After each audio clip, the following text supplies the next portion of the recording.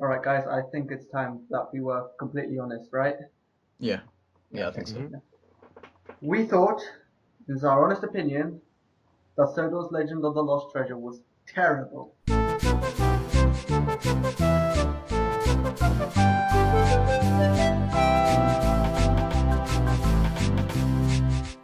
Psych! Oh! You believed us! Psych! Probably. No, that was a lie. It was good. Very Yeah. good. Right. Very good. Introductions. Hello and welcome to Thom-Cast, the Thomas and Friends related podcast. Here, finally, since the first episode, first time is the three hosts. No, it's not. It's third episode. It's been the third episode was the last time we had all three. No, of but us. like the first time that it's just us three.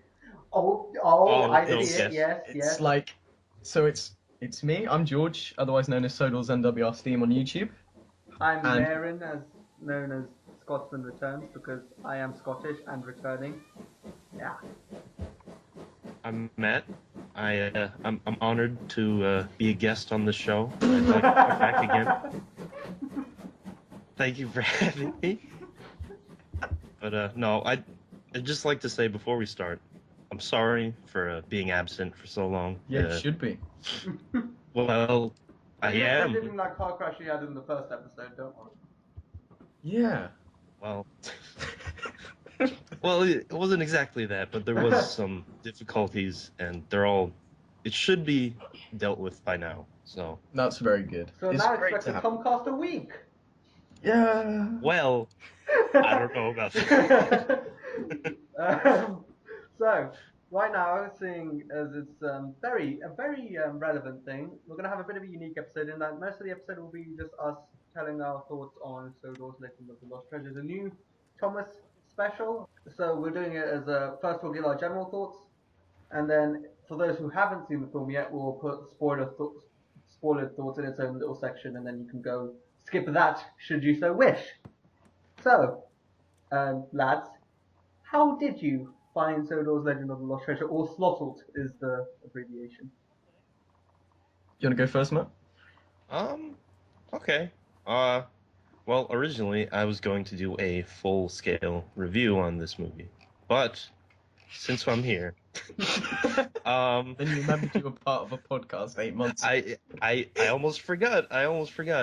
I loved it personally. I found that it's a great summary, being that it's a 70th anniversary special, I suppose. Yeah. It's a great summary of Thomas, in all his essence in the past, I guess 70 years. That was a terrible sentence, but I think you get what I mean. Yeah. Yeah. I mean, it really is just a huge celebration of everything that's awesome and new things that are more awesome than what's ever been tried before, such as the soundtrack, which was done unlike normally where Robert and Peter Hodgson recorded digitally. This was recorded by a full orchestra, and you can really feel it with the music. It's great. Right there. And you've... Yeah, it's Great music. What are they like in real life? Because you have met them, I think. No, I haven't. What? Oh wait, no, you met someone else. I met Sam Blewett, the guy who sings the Damn it. song. Basically, What's he like? he's great. I should probably explain. I went to the premiere way back in the 12th of July, and I got to meet Ian McHugh, Mark Morgan, Sam Blewett. I think that's it. And yeah, that was great. That was really great. I'm not sure what else to say. It was really fun talking to Andrew Brenner, especially because it's sort of understanding the creative element behind the film and behind what the show is going for now, and sort of learning about that from the man who I guess is not in charge of it all. I think that's more Ian McHugh's thing, but from the man who's making all like the big decisions and creatively, I think it's great. It was fun. What was the premiere like for the actual section of it where you were watching the movie as compared to watching a normal movie? Were there any differences, or was it kind of the same thing genuinely? Well, the adverts that preceded it were all Thomas adverts. Which I didn't like, because they advertised the book of the film, and they showed it so you could clearly see text of what happened in the film and pictures from what happened in the film. And so they're like sort of spoiling the film right before you saw the film. That kind of sucks. Yeah. Yeah. I don't like that they always release the tie-in books before the movie. Yeah. I think this is just me being critical of the marketing campaign, but I think SLOTLT's marketing campaign is kind of crap. In the sense that you have the one trailer, which is a really good trailer, and then they spoiled like some of the good surprises of the movie in the documentary, which was released before it even got to cinemas in the UK. Like, it was after the premiere, but before it got its official release. So it was like, okay, you just spoiled something really good. You spoiled the ending for everyone. Yeah. Yeah. And yeah, that sucked. But I think if you try to avoid spoilers, good job, because it's great. It's great when you know nothing. Oh God, it was really hard trying to do that myself. Yeah, no, it is. It's so rewarding though. That movie, I don't know how to justify my opinion with this, but the writing, if you compare it to something like King of the Railway, where it feels like there's a lot of kind of bouncing all over the place and different plots going on, this one is it's so Streamlined. tightly written. Yeah. Yeah. Yeah. I think it may be a bit too tightly written. Another minor criticism is that the first section of the film, oh actually no, most of the film, it's pretty rushed. And I think that's entirely because of the 60-minute limit. I want them to go beyond that. I want them to make something longer than 60 minutes, because it does get rushed in places. That's true, but honestly, I thought that for these 60 minutes that they had... Yeah, they used all of it. They did, all yeah. of it. You don't pay attention for 1 second and you've lost half the plot. Like, I still always argue... I know Tale of the Brave has a lot of fans. I've always argued that, till about now, Blue Mountain Mystery stands up the best as a, like, overall story. Like, I think it's very much to the point. I really enjoy it for that. But I think that this is a sign that Andrew Brenner's kind of got into that Blue Mountain Mystery mentality, or like that kind of, you got to get this all done in an hour kind of mentality, I think. Even if it is rushed, like you say, Yeah. I think that he's definitely showing that he's improving as a writer of specials. Well, I think that's purely because, and yes, Andrew Brenner is improving now, because when it comes to Sharon Miller, the previous head writer, what she did well with her specials is that she was able to do the 3-act structure that most, if not all, films have very well. So Yeah. the stories tended to be really bad, but she got the idea of the beginning, middle, end, and that was that. I mean, of course, Sharon Miller, she knows how to do everything in 3s.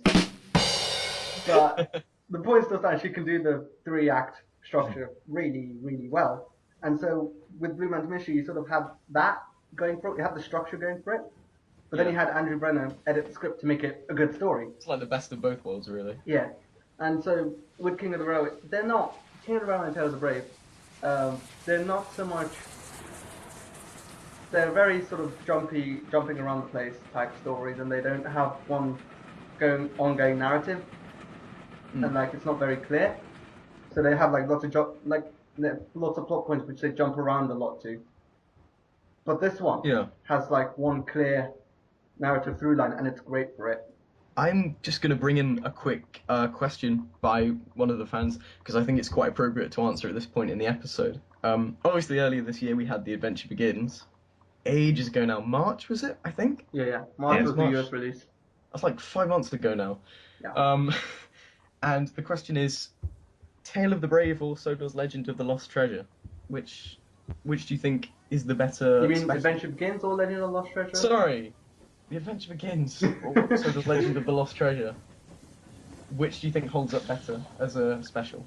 I think, personally, SLOTLT will hold up better because it's sort of the bigger impact. Yeah. And whereas Tab was a very sweet, like, sort of small story about how Thomas became Thomas, SLOTLT's got that sort of wow factor to it. And as well as that, we know what happens in Tab, even if there are changes to it. Well, SLOTLT's like a new thing. And because it's a new thing, it's more fun that way.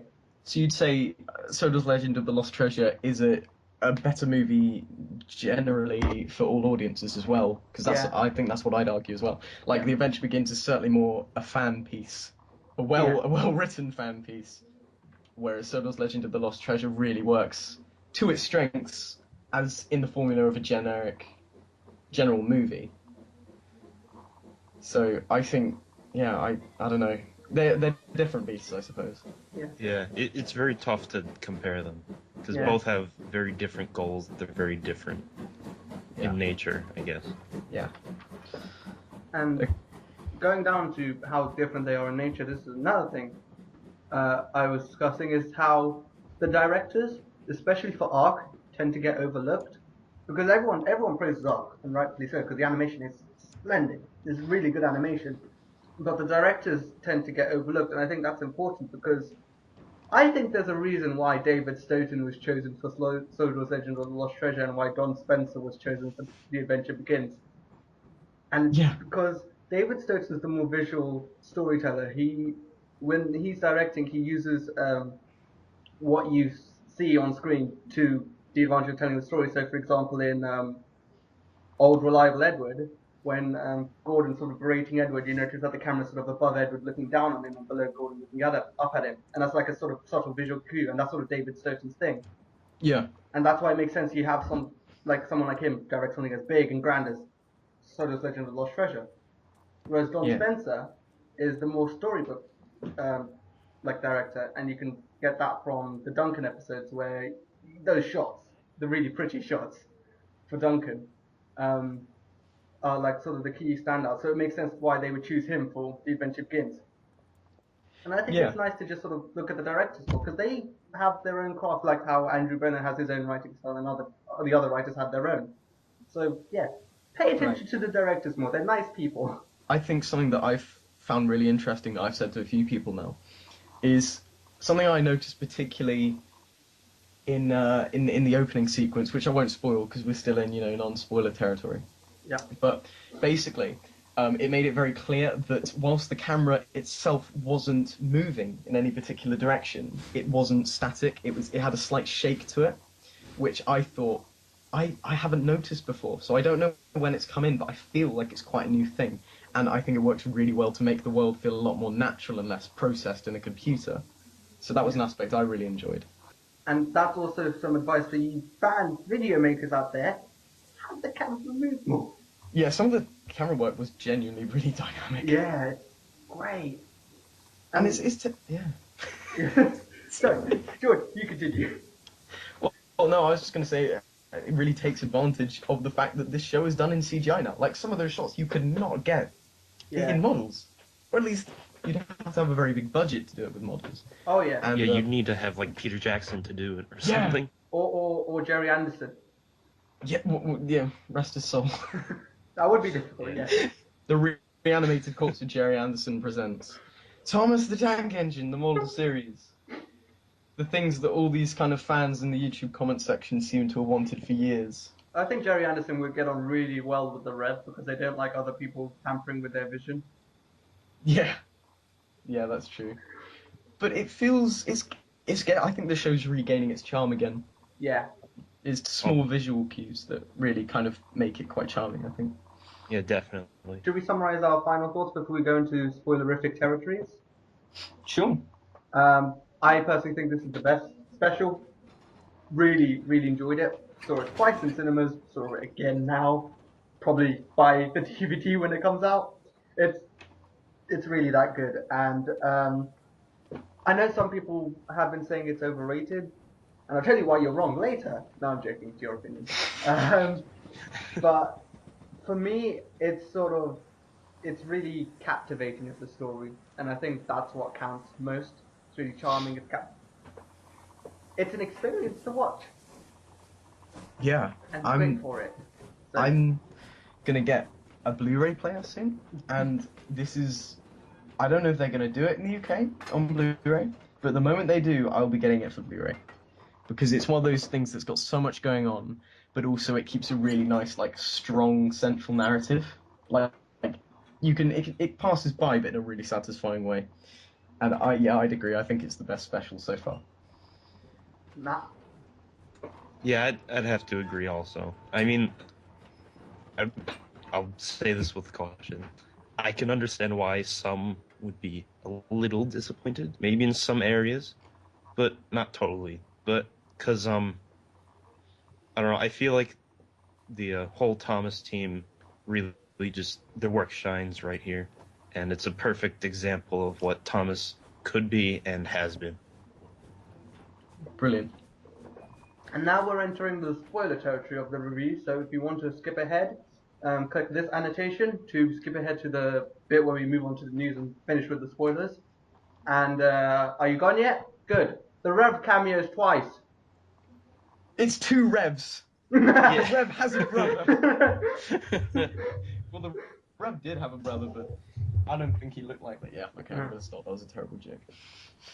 But yeah, that was... Honestly, I'm so gutted they showed that in the documentary. Because in the cinema, for the first time, you're just like, what? Yeah. And he just sort of cycles up and he's like, hello. Hello. Yeah, and it was great. And hearing Oliver go, oh, sorry, friend. Should we first go through the new characters? Or, like, characters we haven't seen yet? And one very quick thing. Talking to Ian McHugh after the premiere, they actually consulted the Rev's family on when they were creating the model and how he would look. And they were apparently very, very particular about how the model looked, right down to the glasses. Whoever's phone that was, I will stab you. Yeah, I think that was Mr. Matt Began. 1 second. Right, me and Mary can keep this going. Shit. I think I might have broken it.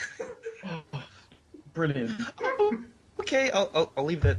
Don't worry, What? you attend to that because I got some strong opinions here. I got some very strong opinions here. Right, I think we need to do this in order of let's go new characters like Arsdale engines? Should we start with that? Yeah, we'll start with the Arsdale engines. Why not? Because they're one of the coolest things about the movie. They get their own song. It's so good. I can't see why people criticize that song.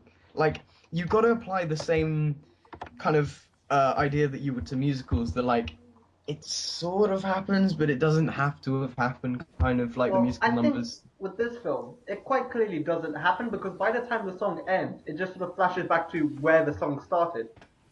So it's basically an implied musical, and it's great.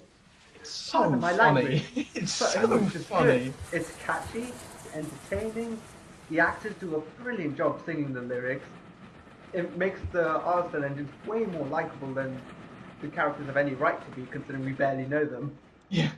And it's just amazingly. Just saying, David Stoughton and the whole animation team, both with, I think, Never Overlook a Little Engine and the short sequence where Salty's explaining about the boat, Yes. kind of shows that they can adapt to different styles of animation and like go really quirky, really good. Like, it was extremely impressive. I thought it was brilliant. And I also like how smart the dialogue is now. Especially for, you have to remember, Thomas is still a preschool show. And so when Salty's telling the story, you hear him go like, the merchant ships. Not the good guys, the merchant ships. And then at the end, the Fat Controller. Yeah. The Fat Controller goes, Ryan will handle the goods traffic. Like, I was like, I didn't know what goods traffic was till I was like 13 years old. What are you doing? And then they're like, and there's also when he's like, oh, 16th century, do you say? And it's so smart, and like you have the pretty visuals for the kids, but then you also have just smart dialogue for the parents who have been forced to watch this damn film. It does the clever formula that like it can be viewed on a surface level by kids, but then there's also really clever ways to keep the adults entertained and older audiences. Also, we started talking about the new characters being the Arsdale engines and gone off track there. That was such an obvious pun. No, that was terrible. Okay. We're a Thomas podcast. We have to make puns. Did you have a favourite Arsdale engine at all? Rex. I like Bert's eyebrows. Bert's forehead. I think Can't I just say all of them? I think no, but Mike's scene with Marion though. Yeah. Let go of me. No. That was brilliant. I thought like it reminds me about how clever some of the nods to all the fans are. Like the cake just saying 70th. Like I wouldn't have thought of something like that. That's really genius in a way. Like everyone thought that was the credits, because Yeah. it felt so obviously the credits, but it wasn't. That's a really cleverly written song as well, I think. Yeah. I think it's probably the best. I don't know. I'm not an expert on the songs. I don't know if I've heard all of them in their entirety, but I think that's probably my favorite song that I've heard. Also, this is just another thing in general with the film. There has to be a soundtrack release. I mean, they went to the Please. extra effort of paying for an orchestra to film and record these sounds. We need to have a soundtrack. Like, And it wasn't just any orchestra. It was a Czech orchestra. Yeah. They had to go out of the country. It was I think it felt more cinematic because of the soundtrack. Like the soundtrack adapted to like the movie style a lot more. I think like you could tell it was from a proper orchestra. And, the track, the music for the chase, the music for when Donald and Douglas transport the big ship. Just, that track is my favorite of the film, though. The one when they transport the ship, because it's even just so... even the two songs. Yeah, even the two songs. I think so. I'm not too sure about that. I think because you kind of hear like I think it might be like pan flutes kind of leading into Never Overlook a Little Engine. It felt, even if it wasn't, they've improved with the instrumentals. Also, another little fun little tidbit. Sam Blewett, the guy who sings most of the songs, actually recorded his own version of Never Overlook a Little Engine, which the voice actors then sung to. And if there is a soundtrack release, I would also like that version on the disc as well, just to hear how it would be. That's just more out of curiosity. Something I'd like to know from American audiences. So we'll use our American representative, Matt. Howdy, Matt. What do you feel about a lot more of the new characters coming straight into the show with British voice actors? Do you think it's a noticeable difference, or how do you feel about it? Also considered from a parent/child point of view. Like, your average American freak. I personally, I love it because before I hated the American cast. It was just god awful. But like like the Fat Controller, for instance. I'm pretty sure he's voiced by I think it's Keith Wickham. He's Keith Wickham now, but before in America, I think it was Glenn. It was the voice of Spencer and Cranky. Glenn something. Yeah. Who sounds extremely similar to Gordon, and that kind of bugged me. Yeah. So I do like that they're bringing in, the actors from the UK cast. It brings more variety, and it kind of just makes Thomas feel more universal. I also think it's... Yeah, go on. Georgie lied. I guess from a parent's point of view, I don't even want to think from a parent's point of view because the parents of children who love Thomas, they're usually terrible. Yeah. So that's true. God. America, fix your parenting skills. I'd like to say I prefer the American Gordon. I think Keith Wickham doesn't quite have the edge the American Gordon has. That's my one American cast member I prefer, I think. I thought the difference between American Gordon and UK Gordon, it really shone in The Adventure Begins. Oh, yes! Oh, yes. Get back here at once! Apparently, American Henry is a lot better now, because most people hated original American Henry voice. Yeah, he doesn't sound as much as my neighbor right now. Bubbling boilers! It's the ghost ship! Oh, I do think he does sound quite less irritating. Mm-hmm. So it's a nice, whatever he's doing, the voice actor, it's nice. Thanks for trying. You're welcome.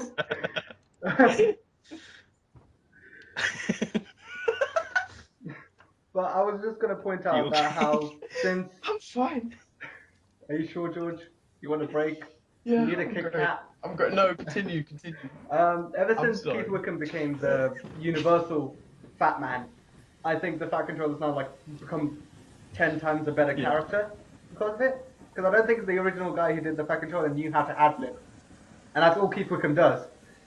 So Yeah. it's sort of like when you hear Keith Wickham's Fat Controller, you sort of have to go, was that in the script or did he make that up on the spot? But because of that, I Yeah. think the Fat Controller is like now one of the funniest, but also one of the more serious characters, especially with this film, where he basically becomes a bit of a dick to Thomas. Right. Next characters. What did everybody think of the pack? I thought they were going to be in it more, but yeah. What do we think of what we saw of them? I like their designs. I Um, like Alfie's voice. He's so natural in comparison. Just the way he's like, right, Marion. Oliver was a bit of a dick. How? To be frank. Alfie was more of a dick than Oliver. Well, it was a group effort, I guess.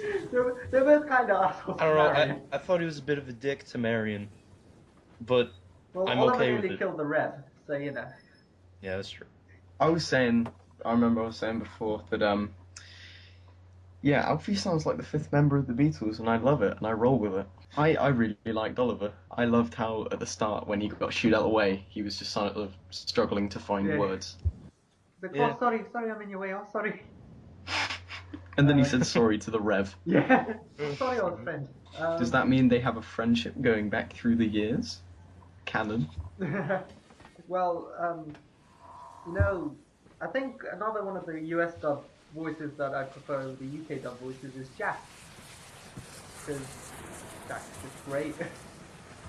I Yeah, Jack. can't tell the difference. Well, one's quite clearly American on the other three. Yeah, very, but I mean, very I haven't British. listened to him in the UK dub because I don't think he's been in any episodes. Well, he's been in the movie King of the Railway, so you know. Yeah, but I watched the UK dub of that because I'm British. Uh-huh. That fell through. Yes, it did. Good job. Great. Yeah. But I also like how no one questions the fact that the pack don't have crew members at all. But I like that no one questions it. They're sort of like, yeah, I they think they control phased themselves. them out. Yeah. I'm not sure. Well, no, they're still there for the engines. It's just that for certain characters they just don't have. Like Marion doesn't have crew. No one cares. Yeah, but that's because she's an independent shovel who doesn't need a driver in her life. Independent steam shovel liberation movement. We should talk about the A-listers. Because they really went that's all fine. out with the A-listers for the special. So you have Marion, voiced by Olivia Colman of Broadchurch. You have Skiff, voiced by Jamie Campbell Bower of Harry Potter fame. You have Eddie Redmayne, only the guy who just won Best Actor at the Oscars. You know, no one in particular. And then It's for an interesting follow-up performance, I think. Yeah. And for Sailor John, you have John freaking Hurt. Of John Hurt fame. Don't get me started on Sailor John. of having aliens burst out of his chest fame. Thoughts on these characters, people? Actually, no. One quick thing. I love how in the credits you have each of the A-listers has their own page for their character, and then for the rest of the cast. the rest of the cast is just all on one page. It's great. Yeah. It's like, yes, you get the special treatment, and you get this, and then all the plebs. I didn't realise that people had mixed thoughts on Marion, but apparently they do. Yeah. Yeah, everyone thought she was very annoying, and I was very surprised. No, all the Americans thought that. Everyone in the UK loved her. I loved her. Oh, she was so funny. Yeah, great. I think she's like the Marmite part of the special. So funny. If you don't like Marion, you're not gonna like her in this movie. But if you do, it's fine. I don't know how you couldn't. She like thinks the Arsdale engines like fairies. Are they real? She's like a she's like a just like this curious 5-year-old, I guess. Yeah. Yeah, great. And then she finds the treasure, which is quite funny. That whole subplot's really funny. Like with her thinking Oliver is Oliver. Well, Oliver is. You Yeah. get the idea. And it's sort of like. I think Brennan was like, yes, I will add in Oliver as a character, but we need to address how there's also an engine Oliver. It's interesting they continued him, like, because if they hadn't come up with such a clever scenario, then, like, I think it would have been hard to justify introducing a character with the same name. No, I think the justification came from the simple sentence like, you could have the two Olivers in one set. I thought Marion was funny. Yeah. That was terrible. I thought she kind of held together the comedic side of the whole special. Yeah. I mean, you can't not like the scene with Mike. Or the scene where she basically Just punches Toad brings in the the danger back in with the dynamite. or punches Toad in the face. And then you get the adorable little Toad reveal where she lifts the bucket and it's just like, hello. Basically every scene. Yeah. Every scene with Yeah. Marion's funny. Olivia Colman just throws herself into the performance. It's great. Yeah. I think Ryan is the next character we should talk about because he is probably the most famous or second most famous one. I'll forget John Hurt. So yeah, I like Ryan a lot. He's like Stanley, but better. Yeah, that was exactly what I was thinking. Okay, the reason why I like Ryan so much is because he's so not in your face about how, like, he just gets the work done. And when you with Stanley, you have the entire special where everyone's just sort of like, "Oh, Stanley's amazing! Look at Stanley! Look at how awesome Stanley is!" Whereas Ryan just sort of gets on with it. I liked how Stanley was like a cardboard cutout, but Ryan, they kind of hit you over. I thought they did hit you over the head with like how perfect he is in a way, to the point he was imperfect. I thought that was quite funny. I also like how he's. This is something Hayden came up with, but it's very much Hayden being our last the guest in our last episode. But I think it very much sums up what Ryan is, and he's like the inverse of Duck. Whereas Duck would be all in your face, and like, this is the Great Western way, you must do it this way. I think Ryan's like the inverse in the sense that he's more terrified of everything. So Yeah. whereas Duck's catchphrase would be sort of him being very authoritative, this is the Great Western way, you have Ryan running about screaming, that's not how they do things on the mainland. And I think that sums up Ryan perfectly. Ryan's basically us if we were on Sodor. Because, let's face it, with all the crap that goes down on Sodor, we would not be the heroes. We would be the ones that are just running away screaming, what the hell is going on? I think I'd be the bird watcher. I'd probably be Kevin, Yeah. just falling over all the time. I fell over. he has like the best line ever. That was really, just stuff like that's really funny. Yeah. It's so random. It's also like Victor threatens Kevin of being fired. It's like, only just, you little shit. Also, Ryan Basis. I love the N2 design. Yeah, I like how they made him slightly smaller but still bigger than Thomas. It's more also characteristic. I like it when they take these sort of liberties. Yeah, like I like how the inaccuracies of the prototype are deliberate instead of being an accident. Like they deliberately made Ryan smaller than an N2, but also bigger than Thomas. And I also think that because of that, any 00 gauge N2 people like make by repainting an actual N2 will not look like Ryan. Yeah. Just be too big. Too big. I really want. That's the back. I'd want a Bachmann Ryan. Yeah, it's going to be the right size. Ryan's more problem. I could see a Ryan being made. Yeah. Or a Steven. Still want a Steven. Okay, should we talk about the two kind of main stars that spend a lot of time with Thomas in the special? Skip Look, Thomas, I got a new line. It's my new line. Did you see my new line, Thomas? Ah! I think Skip's like the surprise star. Like everyone is sort of expecting like Ryan, Eddie Redmayne to steal the show, but it was really Skip. Skip was great. Deo.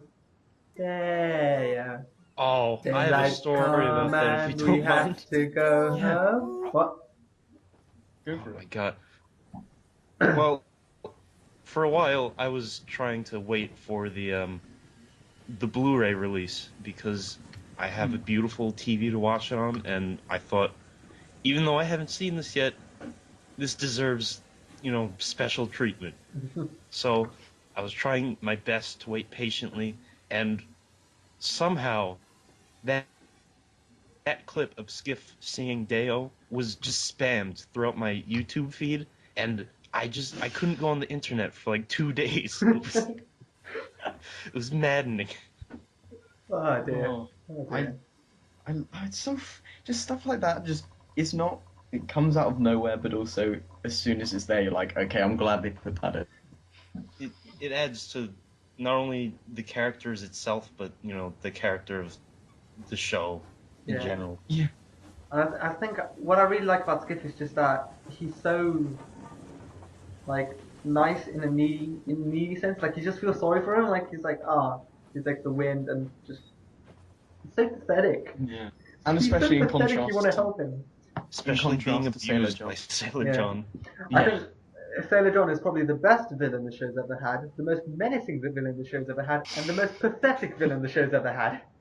He's an all-encompassing villain. He's so shit at being a villain, but he's so great at being one too. Somehow, the scene where he's standing off with Thomas, he's standing on a boat which he can't move against something that's bigger than him, and Yeah. somehow for a few seconds he's somehow intimidating. I think that comes down to John Hurt. John Hurt is so good in this. Yeah. You think at his age he'd be phoning stuff in.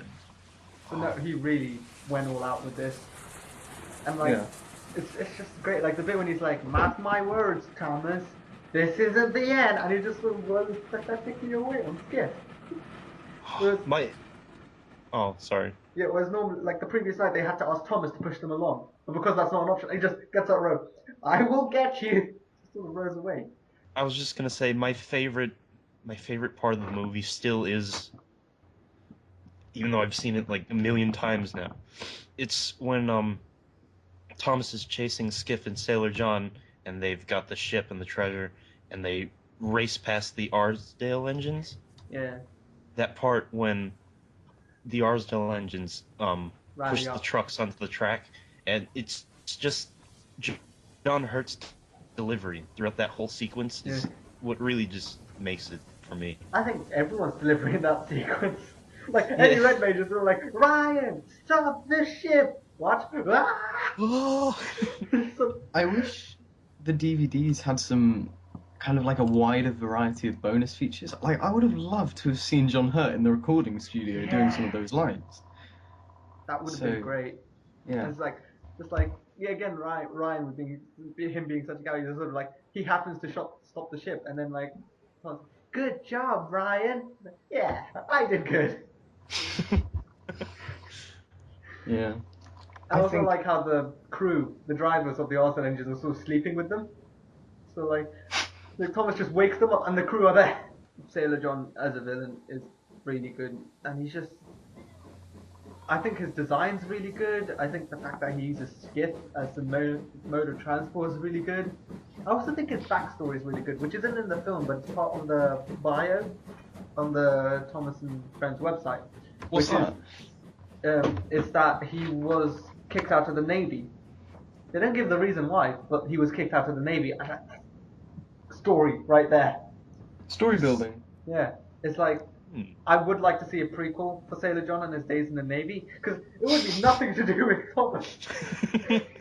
But I like it the would be idea so that like interesting. his Skiff's bigger brother is like the Navy ship, Yeah. like the buff guy, and Skiff's like this little skinny boat that just sort of floats, like bobs along.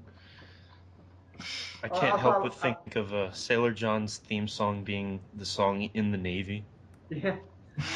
Also, if you look up Skiff in the dictionary, it is literally what Skiff Everyone's just dancing. is. I think that what's really interesting as well is that he's like on the surface a really comic character, but the bit where he loses the treasure's like weirdly emotional.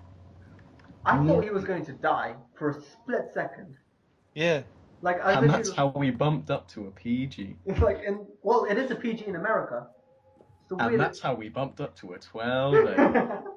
Because it's the weirdest thing. Like, it's PG in America, yet it's a U here. I mean, America, man, come on, listen up. We have terrible, like, just priorities. Like, PG-13's a terrible rating. No one knows what it means anymore. I know, it's weird how they sort of rate so many movies that would kind of even, like, something like, Watch It Down is a U. Yeah, and then something like Avengers 2, for example, that's a 12. And I don't get why that's a 12. That could pass as a Ding, PG. ding, ding, Thomas podcast, ding, ding, ding, back on track. Oh, wait, can we talk about the constable? Hello, hello, hello. You got the wrong pirate. Tell that to the judge. Great. Just great. I never would have thought I'd hear "Tell It to the Judge" in a Thomas movie. Look, I just like how I just want to see John Hammond recording this video. I want my treasure. I think my favourite shot in the whole special, I haven't heard anyone else really talk about it, is where all the engines at the end are going over that bridge, and then it goes up to Captain, and they're recovering the treasure. Like, something about that looks really picturesque to me. Okay, my favourite shot / moment in the special, and I haven't been hiding it because it's my cover art on my YouTube, it's my Twitter header photo, it's just everywhere. But it's the shot when Thomas comes out of the tunnel, and you have the giant ship on the hill against the moon, and that moment in the special is just perfect. Like, I wouldn't have it any other way, except for possibly correcting the continuity error where Thomas jumps tracks. They get rid of that. It's perfect. He just jumps tracks. It's like I'm on the right track and now I'm on the left track. No points. You don't see any points in it. He became American. But seriously, that one shot, that moment is like the best moment of the special, in my opinion. Yeah, the composition in that shot really was brilliant. Goosebumps. Goosebumps it gives you. Absolutely. And one other, I think my favorite scene or sequence in the special is the dynamite bit, where it escalates, but then as each time it escalates bigger. So It's really tense. Yeah, so you have Ryan just sort of like, get rid of the dynamite, then Marion stops it, and then she picks it up somehow and throws it. And we had a question that was, what do you think was the tensest moment in the special? Well, I don't know if I can speak for you guys, but I'm pretty sure it was that. Yeah, it was that. It's like, that was the tensest, but it was also the funniest at the same time. Because you just sort of had them tossing dynamite around. I think that the whole chase was really good proof that it stands more as a movie than just a Thomas special. Yeah. Like, that was the editing, the composition, the direction, the camera movements, even the animation of the engines was just fantastic. It's brilliant. It's so well done, and the pacing of the chasing is brilliant as well. Like, I'm pretty sure it's about 7 minutes long. It's not even that. Maybe. Yeah, not even that. It feels long, but in a really good way. Like, you feel like they cover a lot of tracks. Hey! Uh, I didn't get that. I heard it. I'm like, so it's brilliant. I think it's one of the best moments of the CGI kind of era as a whole. Another thing to do with action now, and I think it just shows how much the show's evolved, not in terms of quality, but how it's sort of taken a different angle on things. And if you look at the classic series, most of the action came through inaction. So you'd have like the tensest moments because the signalmen they fall asleep and the signal's wrong and the points aren't diverted. But now, action pretty much comes through more action, in the sense that the reason why you get action now is because everyone's really, really good at doing their job. Like, the workforce on Sodor is just spectacular now. Like, points are just switched on a dime. You see these guys just sort of running about. Like, everyone's on point now. Like, the classic series, everyone should have been fired, basically, and I think they probably were. And now they're just sort of like, they're really good at their job. Like, all the signalmen are perfect now. Honestly, I'm surprised that they got away with some of the stuff that they showed Sailor John do. Like, I thought they had very strict guidelines. I was quite surprised, like, they showed him, like, smashing windows and, like, stealing blowing the up the Somerhat's office. Yeah! Oh, God, that was so funny. But his best moment is the beach poster, man. The beach poster. I thought the funniest moment was, it should be safe. In the safe. Yeah. He's so proud of his joke. He's like, yes, that was my joke. I made that. Yeah. It just feels like there's so much energy in general nowadays. That, like, everybody has fun, but, like, commits to it. Like before, if you go back, like, the weirdest thing for me is to think, like, basically, 3 years ago we had, 4 years ago we had a wonky whistle, and now we have this. Yeah. I just can't comprehend that very well. Yeah. Also, quick question about Skiff. will Skiff drown if he goes underwater? Because they seem to be pushing for that, and that confused me. I don't think I just don't think he likes being underwater. Like he says, I don't like putting my face in the water. So Sailor John does pretty much threaten to murder him. Like, one more word of mutiny and you'll be driftwood. That's not just murdering him, that's just tearing him to pieces. Yeah. Oh, but he's so mean to Skiff. He just keeps stamping on his head. Well, I think there's one more character to talk about now if we want to start wrapping up this discussion, and that is possibly the most disappointing part for me. Oh no, we have to talk about the returnees. We haven't talked about any of the other returnees. Oh yeah. Twins. Yeah, but then they don't really do much within the story, I or at think least that's what how I only saw it. had- What did you guys think? They only had like 1 minute of screen time. Oh no, they had more The screen joke time, was but very funny though. they had like one sort of scene to themselves, or two scenes to themselves. Well, I think what I really like about the way they were introduced is like people say it was pointless, like they didn't need them. But I think it was kind of needed in the sense that they're there to fill up the ranks to make it feel like a real railway. Yeah. And it works to that extent. And the fact that this new branch line is an extension of the Little Western.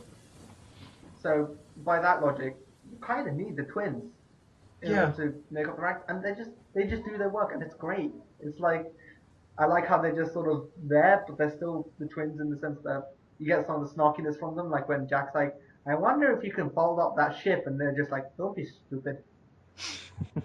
I thought the voices were fine, but I thought they just kind of got the job by. I didn't think they were.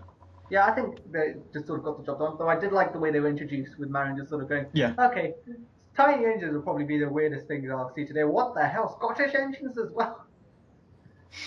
Sort of... No, I thought it was even funny with the whole joke of like how they kept pushing for that joke. Like it was such an obvious joke. Like it feels like you've been gone longer than that. Yeah, which like that Well was one of the done, first things. Like it's just like it was so for us. Like I don't care. People shouldn't complain about stuff like that because when you actually talk to the writers, you realize the only reason they're doing it is for us as the fans. Yeah. And that's not really like story and quality of stories. That's fine to complain about if you don't like it, but the sort of stuff they're doing directly for us, and it's really nice gestures like that, shouldn't really be complained about. I don't know. Yeah. And then the final returnee, which is what George was most excited for and also most disappointed about. Hello, plebs, said Daisy. It's me! I thought she sounded Australian at first. It's an interesting voice to go for, but I think we're also attached to, well, either Ryan being Daisy of SIF or just a really snooty posh woman. Well, It was a bit weird. That was fine. Yeah, because but the new branch line is being run by Ryan and Daisy. That can't have been an accident. But it was an accident. It was an accident based on the entire fact that it was only on the day of the premiere that Andrew Brenner found out that Ryan voiced Daisy in the Christmas special. That was when he found out. That was an accident. That's a really clever accident. I thought it was fine. She wasn't really essential to the plot, so I understand. Yeah. It's a decent introduction. It's fine. It was nice to see her there. I think it's more setting up what the branch line's going to be doing in Series 20. Yeah, she does look nice in CGI though. That's as much as I would say. It's me! Crikey! I can't go over that. Thomas lay upside down with severe burns. It's me! I'm not letting this go. No, you're not. Right. So we discussed everything, or has anyone got any final thoughts? Well, more spoiler thoughts? I don't know. I like Henry's moments. It's like I like the references that Brave Henry was like. Later on that very night, one green engine got a bit of a fright, and it's like I like how pathetic he is with that. Ow. Yeah, it's sort of like the brilliantly pathetic characters we all love. Yeah. And there's so many good comedic cues, like when Annie and Clara will wake up from their dream in the chase, and they just see Henry go past, and then Sailor John go past, and we're like, that's the weirdest. And then Thomas goes past, and they're like, okay, but I'm gone. I mean, it's just great the way it opens, the way I just wish there was more. You want to go back and watch it again. Yeah. It feels like there's so much stuff in there compared to the other specials. Yeah. Yeah. That's perfect. I think my biggest gripe about the special is that it ended. Yeah. It just stopped. Needed more. Yeah. But roll on Series 19, if this is any sort of reflection. Well, technically we should have already had Series 19 at this point, but that plan backfired a hit. Yay. So we have to wait till Series 20 to see what progresses from this. I'm excited. I want to see what happens. First few episodes weren't the greatest, I'd say. No, But this is a okay. good reflection of anything. I thought this was brilliant. It's brilliant. Yeah, it's great. How many more times can we say that? It was fantastic. Except, go watch it now. By UK... any means necessary. Or do endorsed. what I failed to do and wait for the Blu-ray. So we'll give quick release dates because it's going to be released September 8th in America on DVD and Blu-ray and 28th of September in the UK on DVD. So there you have that. Nice. And so the spoilers are over. Okay. Anything else to talk about? I wanted. Should we quick Bachmann talk Ryan. about Thomas DVDs quickly? Yes, because Before we go on to okay. less TV show related stuff. Yes, because a new DVD has been announced called Thomas's Christmas Carol. Yes. Yeah. So there's not been any episode confirmations about it, but we do know that it's basically series 19 episodes, and we know The winter holiday ones. Yeah. We do have some synopsises Yes, on the back of the so- cover. Go ahead, Matt. Tell us. more.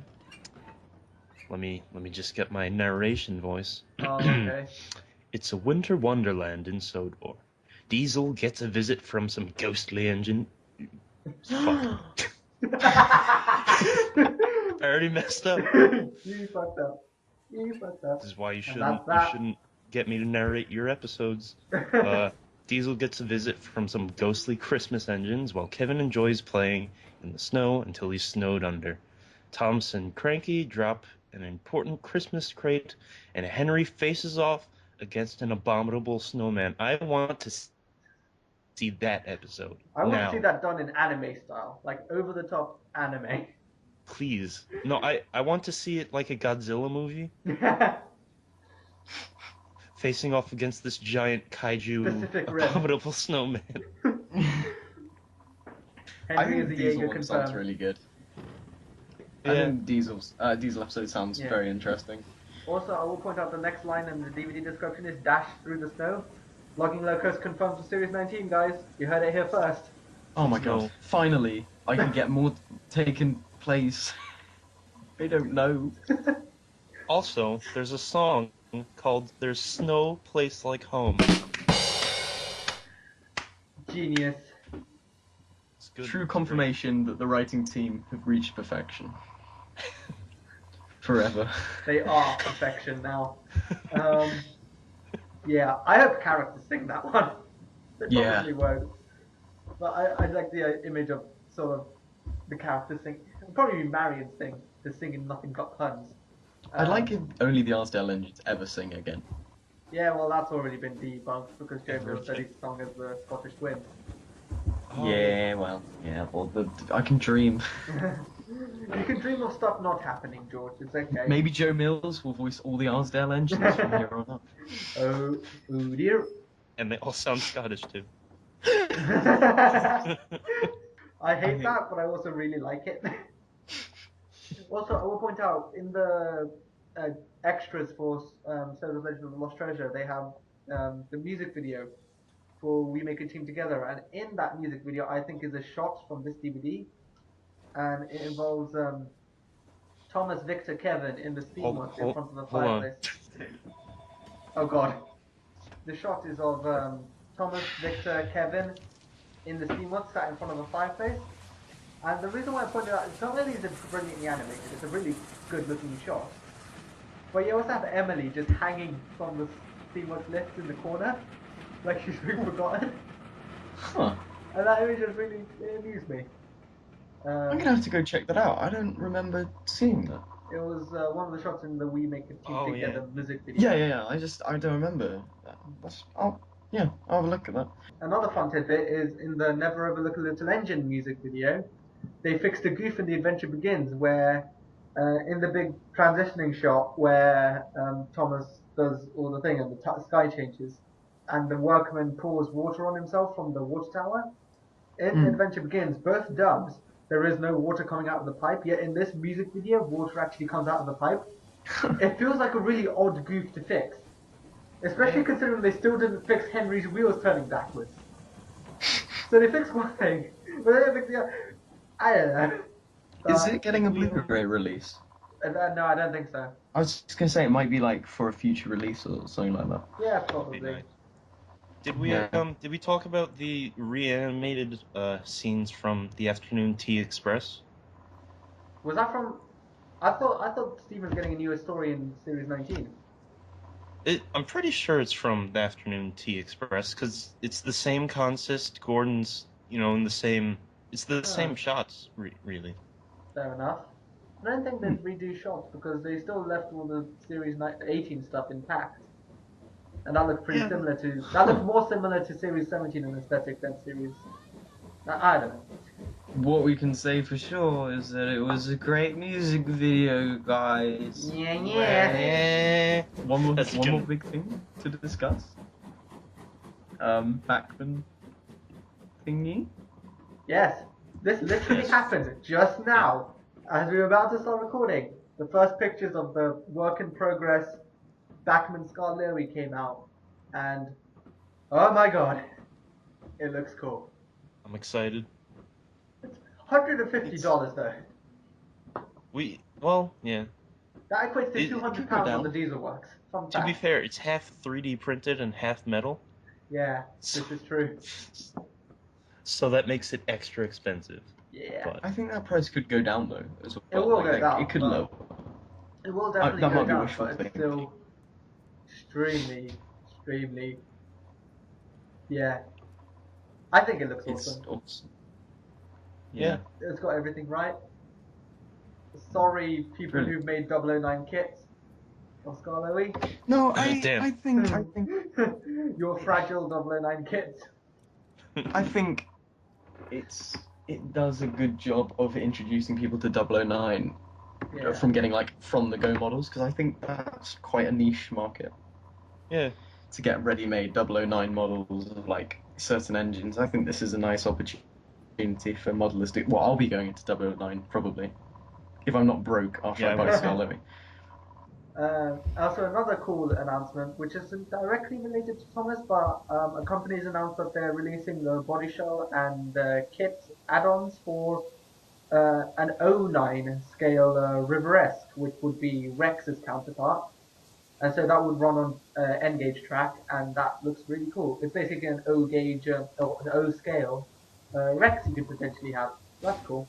Another neat thing in the terms of merchandising is that the minis now are going to get playsets to do with how they work. And I think the really interesting thing to know about these playsets is that they run on normal track, but they also run on these special rails that are designed to clip onto the minis. And so it allows them to go upside down as well as the right way up, which I think is really cool. I haven't got any minis yet. I need to get minis. Yeah, you should get minis. Minis are nice. I really want the neon Toby. I have 8 minis. That's- And that's probably as much as I'll get for a while. Would you recommend them to general people? Yes, I think what I like about them is that they're so they're just small and you can just you can grab a whole lot of them in a handful, and there's something really satisfying about that. Yeah, they're pretty adorable. I need to get hold of some of them. Yeah, you need to get more. So yeah, I think is that basically all the news covered? I think that is. So now we have questions. So the question is, when is too much merchandise too much? Never. Never. Yeah, never. When it costs Because- more than £100. Well, I think one quick thing to say is that it's a blessing that there's so much merchandise, because there's something to appeal for everyone. Yeah. So there's All never right, too much I think merchandise. there's one exception. when you have to mortgage, like, sell your house for Thomas merchandise, that's when you should reevaluate your life choices. Yeah, or sell your soul Yeah. to the devil or something like that. Yeah. Is there any chance Okay, of can I SLOTLT? read out another question? Oh, fine. Go ahead. Yeah, fine. Well, I'm going to read that same question.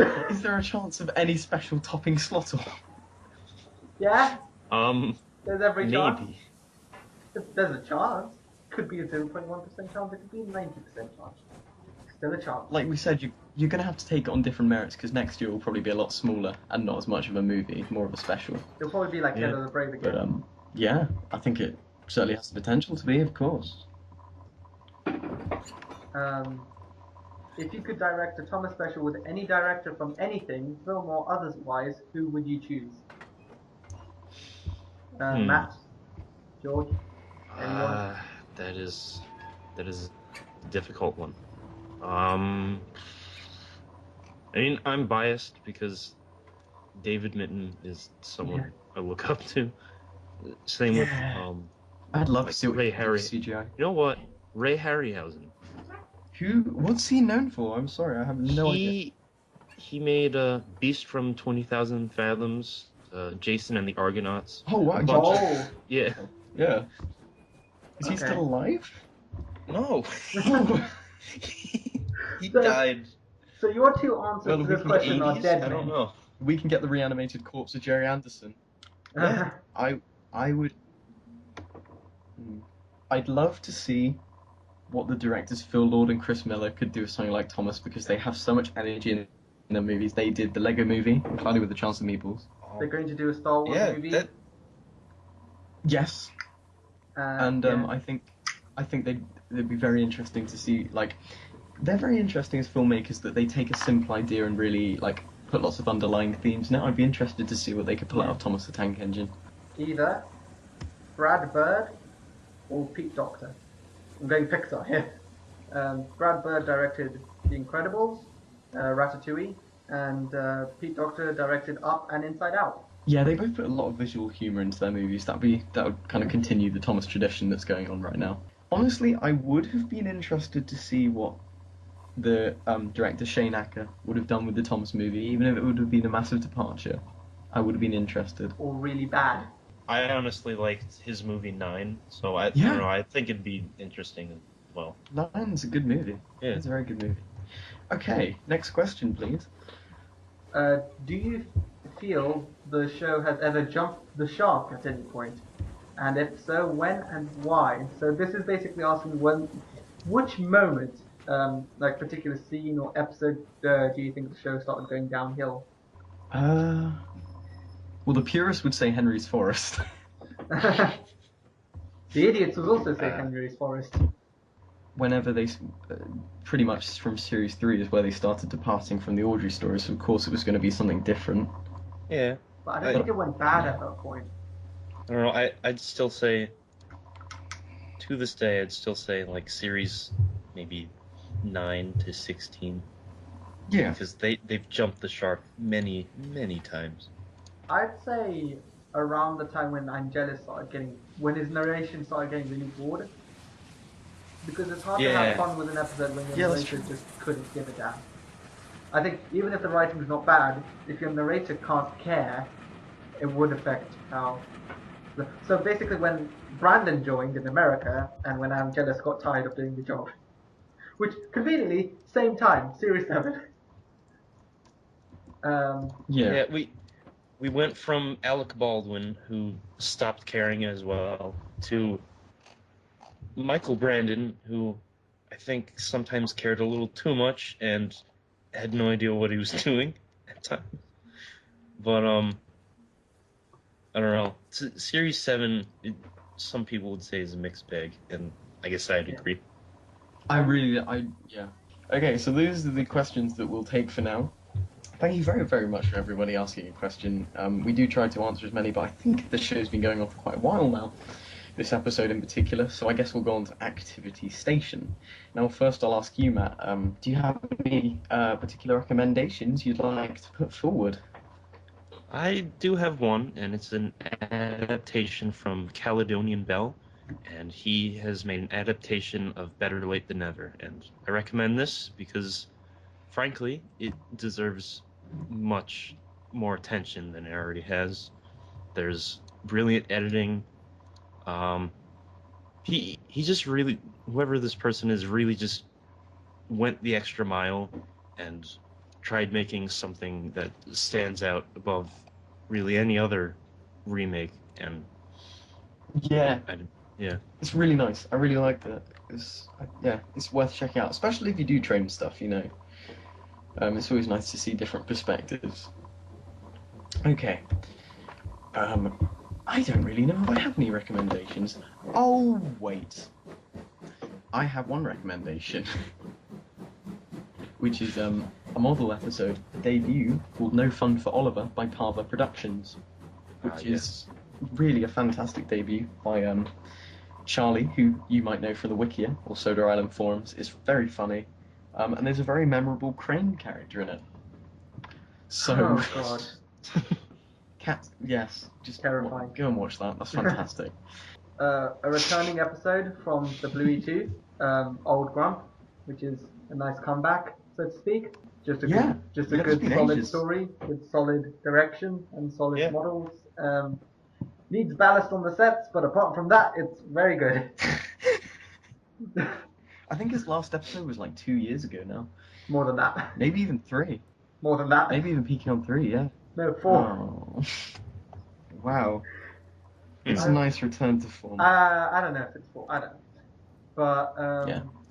and one last recommendation is two last recommendations is Hayden, who was our guest last episode, who did a sort of a parody of Never Overlook a Little Engine, which is Never Overlook Sophistication.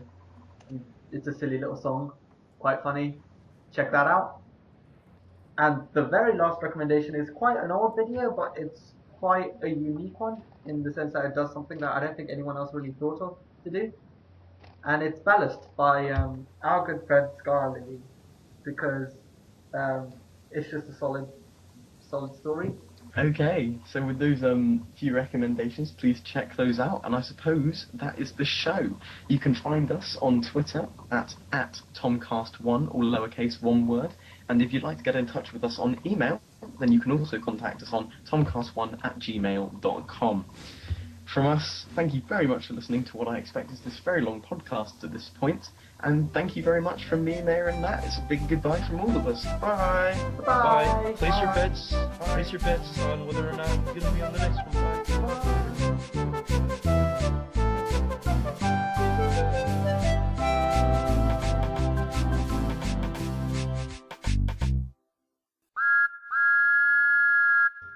Well, weirdly, I thought that went well, but also dreadfully. That was a mess, but it was a beautiful mess.